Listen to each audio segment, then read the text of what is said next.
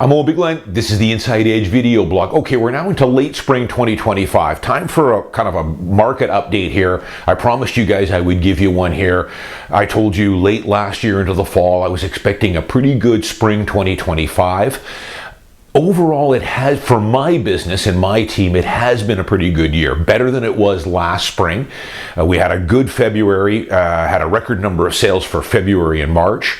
April, the first 2 or 3 weeks was decent.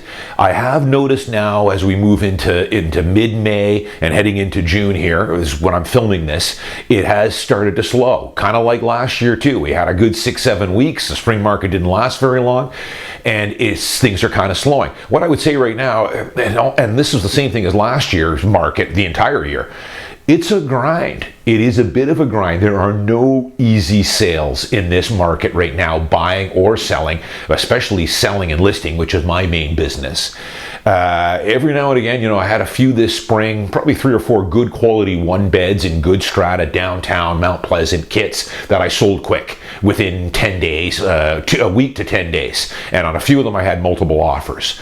But once I move up to the 2 beds, 3 bed condo, luxury condos, studios, I've got a couple of nice studio units in some luxury buildings. Those are a tough sale. The studio stuff, that market really got slaughtered when they put in the Vancouver empty homes tax.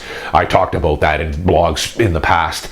Those units were very suitable for people as a secondary home from Seattle or California or Kelowna. They'd buy a $600,000 studio in a good building and use it on the weekends, or the kids would use it, or maybe rent it out here and there.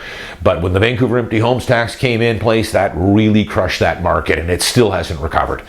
So, I thought I'd give you a quick update here. So it has been a bit of a grind here. Again, 1 beds, good 1 beds, 2 beds priced right are selling. Price is very critical right now. I'm telling my sellers, I'm giving them a detailed CMA, what things have been selling at. If we want to test a little bit of the high side, depending on the unit, if it's in mint shape, it shows well, we can try it. But I'm telling them we need to keep in front of it. After 2 or 3 weeks, if we don't get any serious action on this, we should probably reduce if you're serious about selling. The detached market is okay. It's probably on the low end balance. It depends on what you're selling. And again, pricing is critical. Buyers right now have the power on their side for the most part, except for maybe a good 1 bed priced at $650 in a good strata that you can rent because it's suitable to end users and investors. But everything else, the buyer has most of the advantages here. Fair bit of inventory. They can take their time. I am getting lately, I wasn't getting this so much at the beginning of the year, but now I am getting a lot of lowball offers on some of my homes that have been sitting for a little while. Some of them are almost, embarrassingly low, insulting low offers. But hey, I've been through these kind of markets before. It's par for the course. That's what happens. They hire a realtor. Usually it's a newbie realtor, I find, a rookie. And they tell them, go out and let's start firing off, shotgunning lowball offers and see if anything sticks. I can tell you, if you're one of those young realtors that's doing that, you can, give you a little experience, I guess, but it rarely ever works out for you with those type of buyers. They're just going to use you to do their dirty work. And they have no intention of buying anything unless they can steal it, and that is very rare. If it's a good unit, you're not. You might be able to steal a dog that's got issues, levies coming up, bad strata, bad location. Sometimes you can steal those, but are you really stealing them? They're not the greatest units.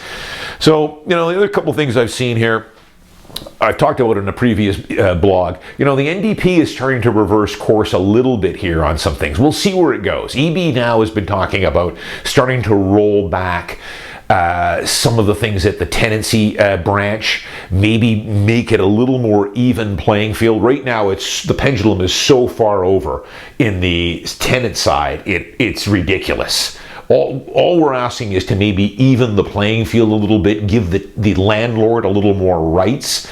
And of course, the goal there is to maybe stimulate pre-sale buyers, investor buyers that are buying pre-sale.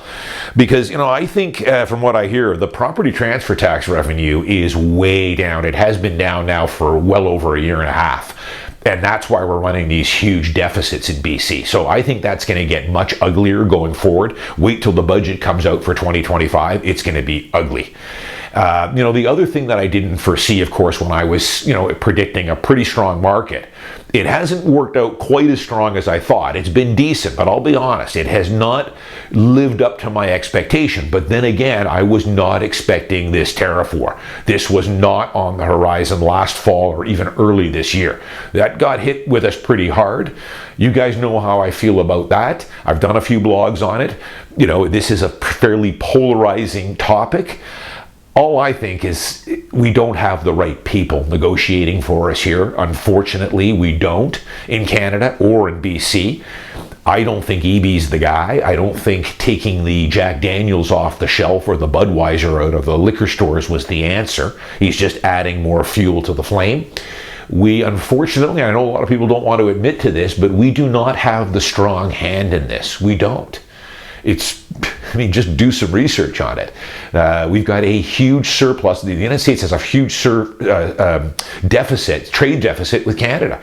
Now, I don't think we want to make it go all the way over and meet their demands, but we should probably give a little bit on our side, probably be in our best interest to try and resolve this, give a little bit to get things back going again. I see, as I'm posting this, that now Trump is going to put a tariff on the film industry, and that could really hurt our economy, because I think the film industry is one of our bigger industries in this province. I know one of my tenants currently renting one of my condos is in the film industry, so we'll see where that goes.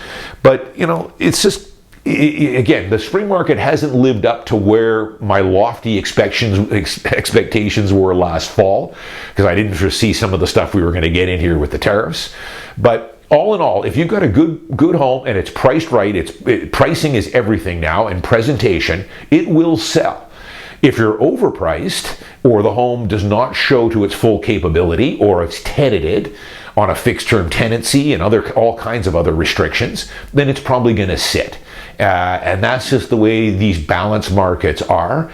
And that's what we are in for condos. We're in a balance market. We're still really in the one beds. We're not anywhere near a buyer's market yet, but we're balanced. And normally in that market, we are in a seller's market most of the time. So we're in kind of rare air here right now, being at the mid to low level balanced market. And I would say for luxury condos, it's a buyer's market big time. For luxury detached, west side, buyer's market there too. So we don't get in these type of markets very often, but we are. Let's see where it goes in the summer. We've got a little time left in our spring market, but it's unfortunate. We are in a bit of a bad situation here in Canada and in BC in general, with the tariffs, the devaluation of our dollar, bad economy, poor job market. I would have liked to have seen a change in direction from government. Maybe stimulate our oil and gas business a bit more, open up some more free trade, solve this tariff war.